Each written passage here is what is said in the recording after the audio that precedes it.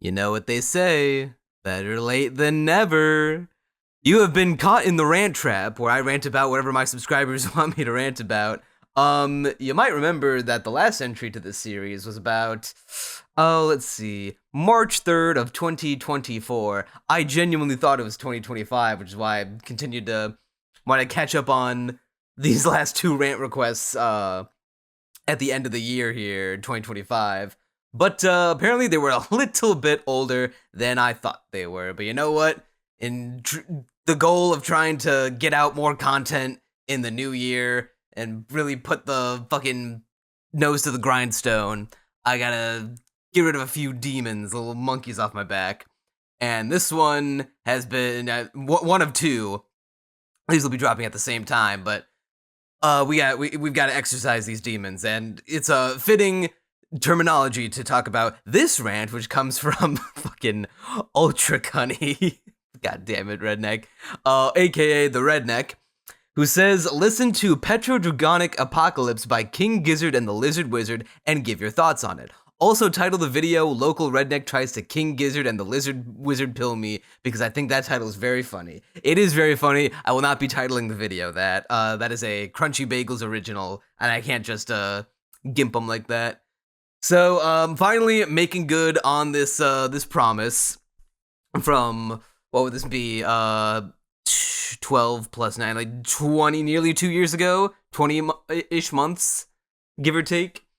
And so, let me drop a little background. I'm definitely not the biggest metal fan. I can listen to it, but it's never been one of my favorite genres. When it comes to, like, you know, pure death metal, it's never been my favorite. I like songs with a little bit more melody. I like being able to remember how a song goes after I hear it, as basic as that sounds. So this is the 24th studio album by King Gizzard and Lizard Wizard, who I've heard of before this rant, but have never listened to any of their stuff before. Just heard in passing that, like, they're pretty notable metal guys. Apparently they're fucking workaholics. They put out at least one album a year, if not multiple albums a year, which is insane to me. I have the Wikipedia article up here. The full title of the album is PetroDragonic Apocalypse, semicolon, or Dawn of Eternal Night, colon, an Annihilation of Planet Earth and the Beginning of Merciless Damnation. So, in case you didn't know, yes, it is, in fact, a metal album from a metal band. As I was saying before, death metal's never been one of my favorite genres, and not to say that this is death metal. This is, according to Wikipedia, more specifically classified as thrash metal or progressive metal, but I think thrash metal is more accurate. From my understanding of it, thrash metal is like kind of an in-between of, you know, rock metal and death metal, like a happy little middle ground where it can venture into the, you know, primal shouting, the not to, you know, oversimplify, put all of metal in a box or something. But the nice little between that and you know, Kiss, you know, classic casual metal, you know, rock metal. That's the kind of metal I listen to. Shout out Clayman and Alter Bridge. I think the band's called Clayman, or maybe the album's called Clayman. I can't remember. But yeah, so this is PetroDragonic Apocalypse, and the reason it is called PetroDragonic Apocalypse, at first, because I looked at the album art and it's a big scaly lizard dragon looking dude on the cover, I thought that they were like combining the term like pterodactyl and dragon to make it like a real prehistoric monster thing. No, I was mistaken. The Petro is actually a hyphen for petroleum, because this album tells a story about the people of Earth. We have, not quite unsimilar to what's going on today, but more on an extreme level. We have deified oil and petroleum to the point where it is destroying the planet, and it's getting fucked over by all our, you know, gas guzzlers and our, you know, drilling and pumping the Earth of its, like, lifeblood. And we've become overly reliant on it. We've become too greedy. We've become too eager and willing to just drink the life of the planet like a vampire. And so, in retaliation, almost like the planet itself is seeking revenge, or just naturally correcting itself to save itself, like the planet, rather than the people that live on it. At first, a massive fucking storm is formed in the. I'll talk about the songs individually first, but I want to. Maybe I'll go down the list with the story, because that's I don't want to make this drag out for too long. I took some notes while listening. So the album starts off with Motor Spirit, which is a song that goes about basically what I was just talking about, deifying oil and petrol. We're playing some crunchy guitar, some tribal bongos to really hammer home the fact that we basically deified it. We've become so reliant on it that even though there's not actually in real life a religion based around oil, this is basically we're being satirical. We're satirizing our reliance on it to the point where we might as well be worshiping it, because if we stopped using oil, we'd not that we get set back to the fucking Stone Ages, but we would definitely it would not be the cleanest transition to go from petrol and oil to clean renewable resources, because we're currently in a position where we kind of need it, because most of our cars still run on oil. And there are hybrids out there. There are electric cars. There's non-renewable. Not renewable. They're renewable resources, but we're not at the point where it's widespread and commonplace.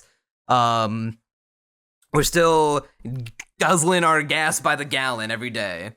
So they satirize our reliance on it by making it we're worshiping the motor spirit, the motor spirit. I can't do it like they do, where they do the throat singing, which I thought was really cool. I also like how when they sing the motor spirit then they chant it with the throat singing. It almost kind of sounds like the hum of an engine. That's really cool.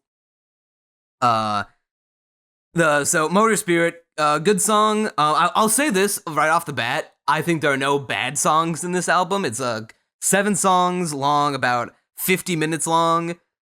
I have 2 complaints about the album across the board. One of them is definitely just a skill issue on my part. I am not a big fan of albums that are overly stuffed with long songs. Sometimes I like to listen to a song, be like, oh yeah, that's a good one. Now on to the next one of the same album. To get bombarded with back-to-back 9-minute songs, it's a little overwhelming. This is definitely a me problem. There's not a mark against the album as a whole. It's just a me thing. It's just a matter of preference. This next issue is also might be a skill issue, but I think this is more of a reasonable knock against the album. And this goes with my general, not disdain for metal, because I do enjoy metal. Shout out to the Intergalactic Gorbong of Deathpot for being one of the greatest fucking albums of all time. Shout out Bonginator.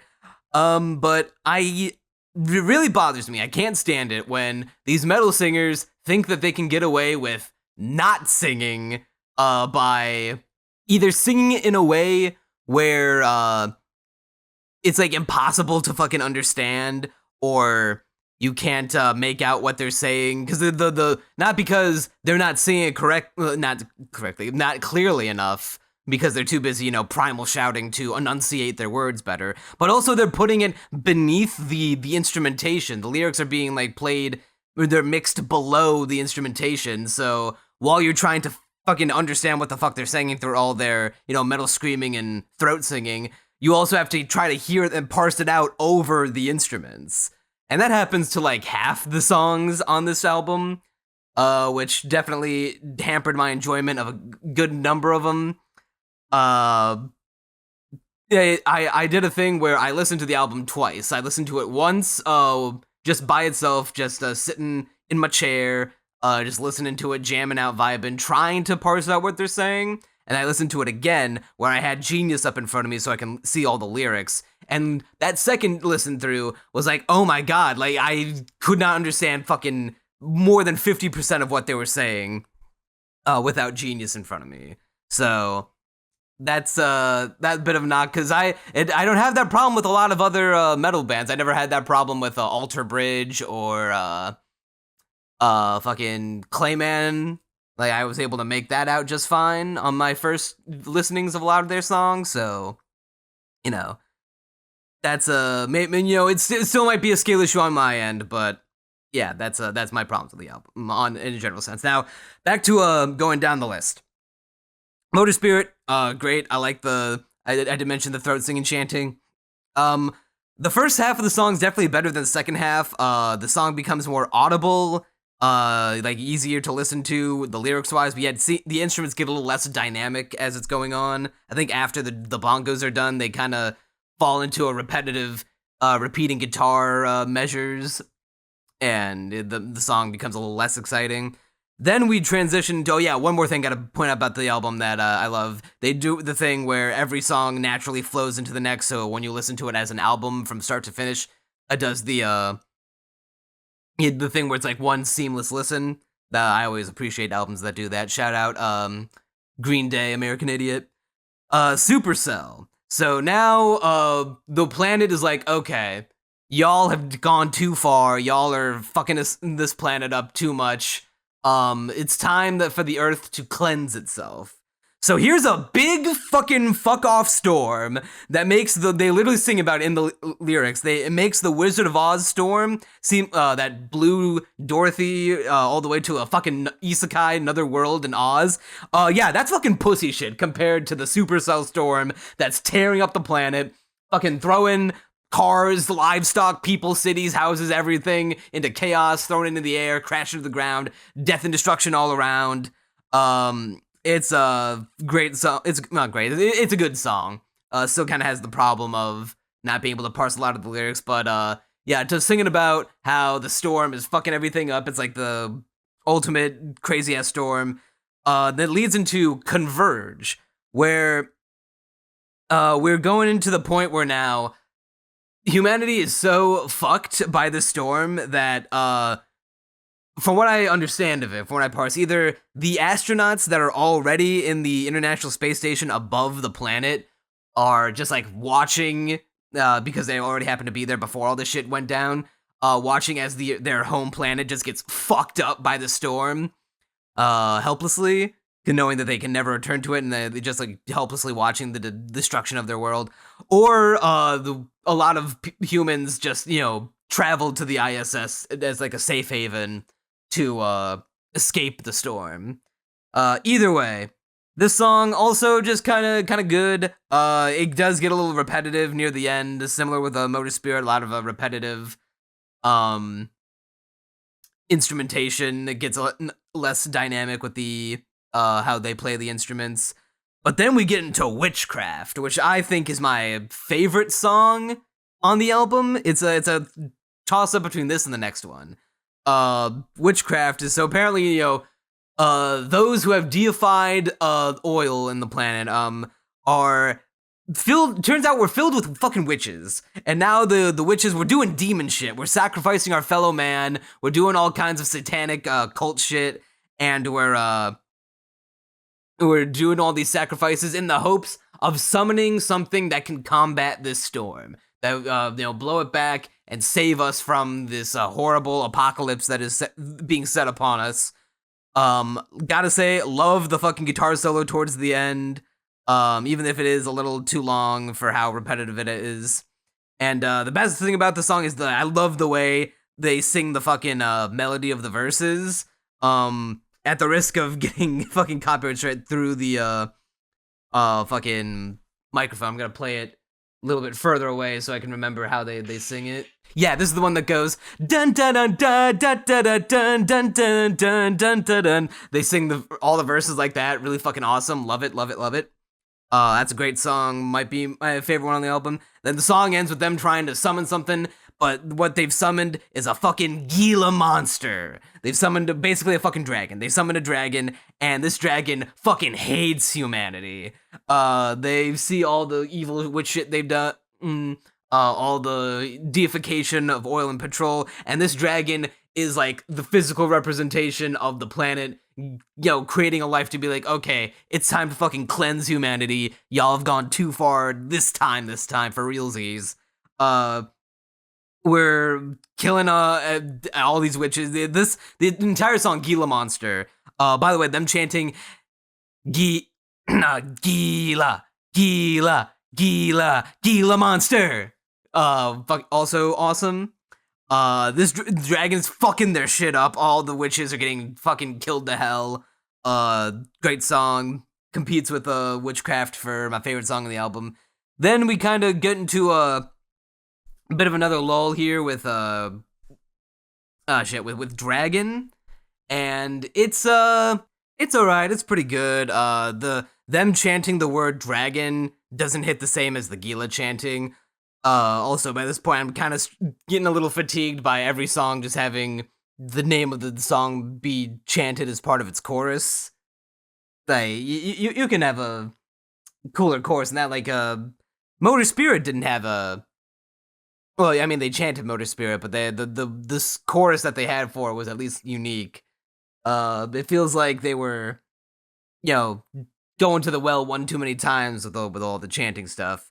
The dragon is, now humanity is just trying to fight back against the dragon. We're sending our missiles, our fighter jets at it. We're getting fucked up. Nothing we can do is able to take the dragon down. I appreciate the reworking of previous song lyrics from this album into this one to kind of recontextualize it and really send home the fact that we are fucked and we are somewhat culpable in our own destruction, which is finalized in the final song of the album, Flamethrower. A great song to, end the song on. Once again, they're chanting the lyrics, not the lyrics, chanting the song title and the chorus again. So it's getting really kind of fatigued by it at this point. Also, this is like the second 9-minute song in a row following a Dragon. To be fair though, at least like this song's basically broken up into like the first half, which is the song part, and then there's like a 4-minute instrumentation before they just end the song by chanting Motor Spirit one more time. Now the dragon has gone into the orbit to destroy the International Space Station and really just fucking set the Earth ablaze in unholy fire, cleansing it and wiping humanity off the planet while reminding us that we are complacent in our own destruction and that we are culpable in our own demise. The Motor Spirit is our over-reliance on fossil fuels and petrol, destroying everything, and in a way, this is the way of the Earth taking revenge on us and ridding humanity of its greatest, ridding the planet of its greatest disease, humanity. So, in other words, this is basically Hayao Miyazaki's favorite album of all time. I will say, the weird, spacey instrumentation that ends this Flamethrower is really weird because it sounds like nothing like the metal that you've heard all throughout this album. It's kind of like spacey. It kind of gave me like high up-tempo renditions of Ratchet and Clank music, which was really cool. So that was a unexpected but pretty neat, if not kind of bizarre way to end the album. Apparently there's on the vinyl release, there's a whole extra 14-minute song called Dawn of Eternal Night to end the track with. That's apparently, as far as I can tell, vinyl exclusive, because I checked on iTunes. Maybe it's on their Spotify, but Dawn of Eternal Night, the song, is nowhere to be found on their iTunes. So maybe it's available on streaming, but I would know. Honestly, the thought of having to listen to 2 9-minute songs and then wrap it up with a 14-minute song sounds like hell on earth. There are some albums that you can listen to in that the time would take you to listen to those 3. So, maybe we can cool it on that. But yeah, this kind of rambling went on for a little longer than I expected, but PetroDragonic Apocalypse was a good album and a good listen. I would rate it a solid 7 out of 10. I like the story that it told. It makes me somewhat interested to look at the rest of King Gizzard and the Lizard Wizard's discography, even though I'll probably never get through it all because this was their 24th studio album. And let's see the discography while I have their thing up real quick. They have since released 3 other albums fucking since then. So they're currently on what, 25, 27, their 27th album, and knowing them, they're probably on their 28th. So yeah, they're working on the 28th right now. So I don't know if I'll ever catch up on these guys' entire discography, but yeah, it was a pretty fun listen. So that's about all I got to say. See you later.